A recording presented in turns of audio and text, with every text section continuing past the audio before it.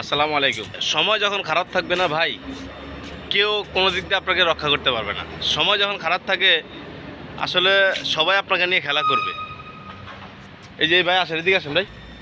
এই যে আমরা দুইজন একসাথে মোটরসাইকেল ড্রাইভিং লাইসেন্সে ভর্তি হলাম। হওয়ার পরে যখন হইতে গেছি তখন বললো যে 1 থেকে 1.5 মাস লাগবে, না 2 মাস লাগবে। আচ্ছা, তো 2 মাসের জায়গায় গেল আজকে হলো 15 তারিখ। তার মানে আমাদের ভর্তি অলরেডি 2 মাস পার হয়ে গেল, 2 মাস 10 দিনের মতো হয়ে গেল। এখন কথা হলো যে আমরা দুজন একসাথে ভর্তি হলাম।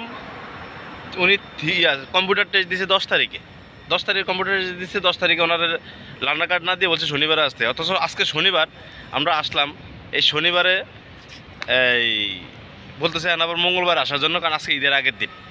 এখন বলেন, প্রত্যেক দেশেই কি সরকারি কাজগুলো এরকম করে সাধারণ মানুষের নিয়ে খেলা করে?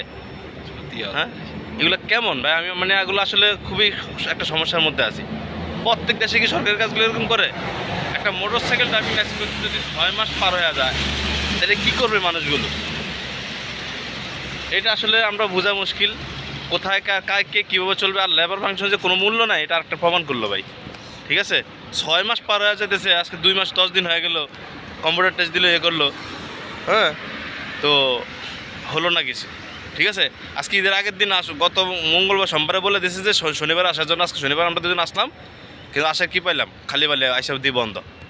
আর কিছু বলার নাই, জবান বন্ধ হয়ে গেছে, কিছু বলা যাচ্ছে না। এটাই হলো বাস্তব। সাধারণ মানুষকে নিয়ে যে পরিমাণে খেলা করে সরকারি কাজগুলো, এটা আরেকটা প্রমাণ পেলাম এইখানে আইসা।